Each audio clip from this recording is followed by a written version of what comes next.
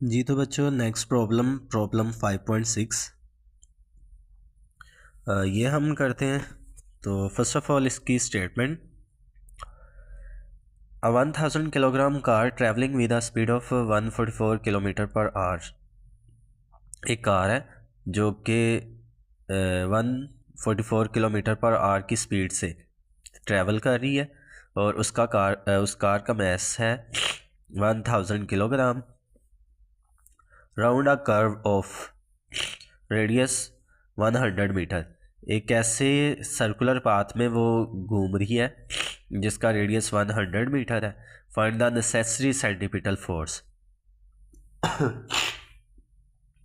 तो उस पर अमल करने वाली जो ज़रूरी सेंटीपिटल फोर्स होगी वो हमें मालूम करनी है।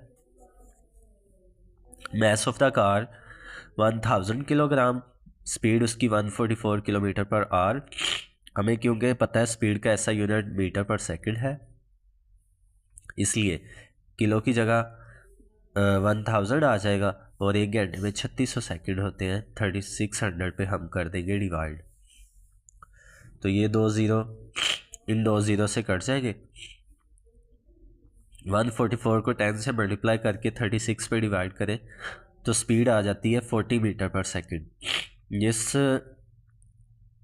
सर्कुलर पाथ में वो कार मूव कर रही है उसका रेडियस 100 मीटर है।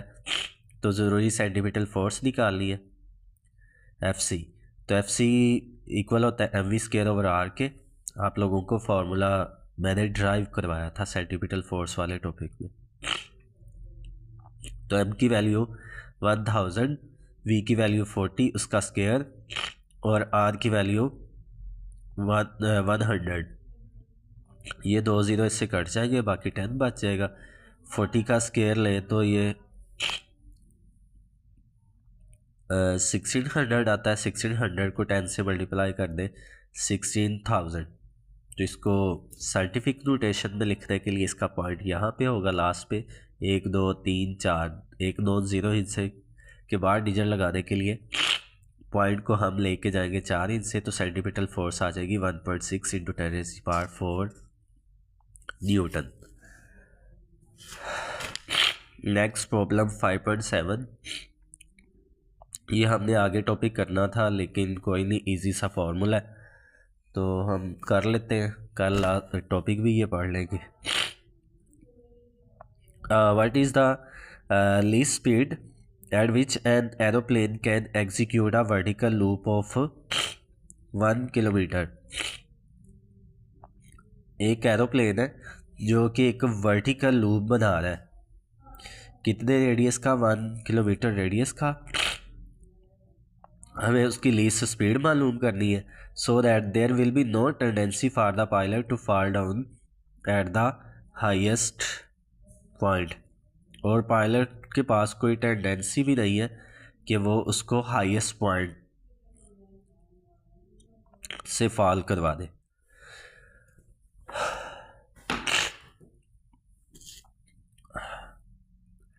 तो radius of the circular path 1 kilometre.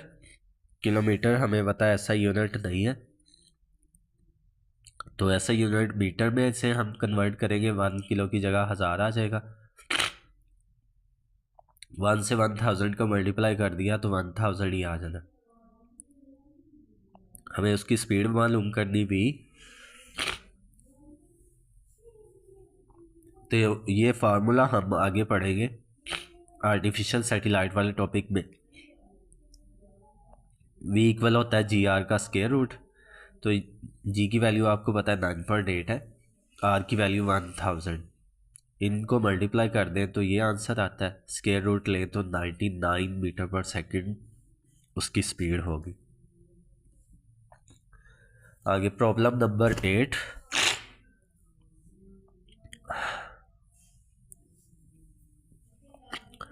The moon orbits the earth so that the same side always faces the earth. जो चांद है वो ज़मीन के गिर्द इस तरह से घूमता है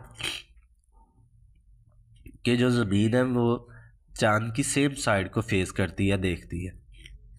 determine the ratio of its angular momentum, spin angular momentum. Spin angular momentum हमने पढ़ा था कब होता है, जब कोई भी बॉडी अपने ही एक्सिस के गिर्द घूमती है, तो उसकी रेशो निकालनी है ऑर्बिटल एंगुलर मोमेंटम के साथ। In this case treat the moon as a particle जो कि अर्थ के गिर्द घूम रहा है। Distance between the earth and the moon 3.85 into 10⁸ 8। Radius of the moon 1.74 into 10⁶ metre. Radius of the moon भी दिया हुआ है, अर्थ और मून के दरमियान जो डिस्टेंस है वो भी गिवन है। हमने स्पिन एंगुलर मोमेंटम और ऑर्बिटल एंगुलर मोमेंटम की रेशो निकालनी है। तो क्योंकि जब कोई भी बॉडी अपने ही एक्सिस के गिर्द स्पिन कर रही होती है, वो एक स्फीयर के तौर पर हम लेते हैं, और स्फीयर का मोमेंट ऑफ इनर्शिया होता है 2/5 mr²। तो एंगुलर मोमेंटम होता है L = I ओमेगा। तो मोमेंट ऑफ इनर्शिया की वैल्यू मैंने पुट कर दी ओमेगा एज इट इज़ आ गया। ऑर्बिटल एंगुलर मोमेंटम आपको ये प्रूव करवाया था, शॉर्ट आंसर भी है एक्सरसाइज का, mv² है। तो ये जो m होगा m से कट जाएगा, v इक्वल होता है r ओमेगा के, ओमेगा को ओमेगा से काट देंगे, r को r से मल्टीप्लाई करेंगे, r² आ जाएगा। बाकी क्या बचा 2/5 और ये वाला r² डिवाइडेड बाय r। अब यहाँ ये जो ऊपर वाला r m² है वो रेडियस ऑफ द मून है, और जो नीचे वाला r है वो मून और अर्थ के दरमियान जो डिस्टेंस है वो है। Radius of the moon 1.74 into 10⁶ ये वैल्यू पुट कर दी, बाद में डिवाइडेड बाय उनके दरमियान जो डिस्टेंस था वो, तो सिंप्लीफाई करने से आंसर आ जाएगा 8.1 इंटू 10⁻⁻⁶। इसका कोई यूनिट नहीं होगा क्योंकि ये दो सेम क्वांटिटीज़ की रेशो है।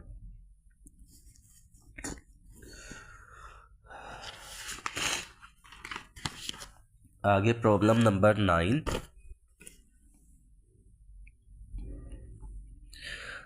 The earth rotates on its own axis once a day. ज़मीन अपने एक्सिस के गिर्द अपनी एक रोटेशन एक दिन में मुकम्मल करती है। Suppose by some process the earth contracts. कोई भी प्रोसेस हुआ जिससे क्या हुआ, ज़मीन सिकुड़ गई, so that its radius is only half as large as at present. तो उसका जो रेडियस था ज़मीन के कॉन्ट्रैक्ट होने से हाफ हो गया। How fast will it be rotating. तो जब उसका रेडियस हाफ हो जाएगा कॉन्ट्रैक्ट होने के बाद, तब वो अपनी एक रोटेशन कितने टाइम में मुकम्मल करेगी वो हमें बताना है। तो ज़मीन अपना एक चक्कर 24 घंटे में मुकम्मल करती है। ओरिजिनल रेडियस जो है ज़मीन का वो r है, जो उसका रिड्यूस रेडियस होगा उसको हमने r' कह दिया, जो कि असल रेडियस का हाफ हो जाएगा। तो हाफ रेडियस होने के बाद जो टाइम है वो हमें निकालना है, उसे t2 कह दिया। तो law of conservation of angular momentum हमने पढ़ा था। इनिशियल एंगुलर मोमेंटम किसके बराबर होना चाहिए, फाइनल एंगुलर मोमेंटम के। Means I1 ω1 is equal to I2 ω2। तो यहाँ पे क्योंकि ज़मीन है, ज़मीन एक स्फीरिकल ऑब्जेक्ट हम लेते हैं इसका होगा moment of inertia 2/5 mr² into angular velocity ω1 as it is. तो जब ज़मीन कॉन्ट्रैक्ट हुई उसका रेडियस हो गया हाफ, जिसको हमने r' कहा हुआ है, angular velocity ω2 as it is आ जाएगी। 2/5 से कट जाएगा, m से कट जाएगा, r² बाकी बचा। एंगुलर वेलोसिटी बराबर होती है 2π/t के, उसकी वैल्यू पुट कर दी। आगे जो रिड्यूस रेडियस है वो r/2 है, असल रेडियस का हाफ, तो r/2 आ जाएगा, और ω2 2π/t2। तो ये 2π इस 2π से कट जाना है। r²/1 t1 is equal to, इनके स्क्वायर सेपरेट करेंगे जब r² हो जाएगा ओवर 4 इंटू 1/T2। ये वाला r² इस r² से कट जाएगा। हमें T2 निकालना था, इधर डिवाइड हो रहा है, दूसरी साइड पे ले आए मल्टीप्लाई, और ये जो T1 इधर डिवाइड था इधर आके मल्टीप्लाई।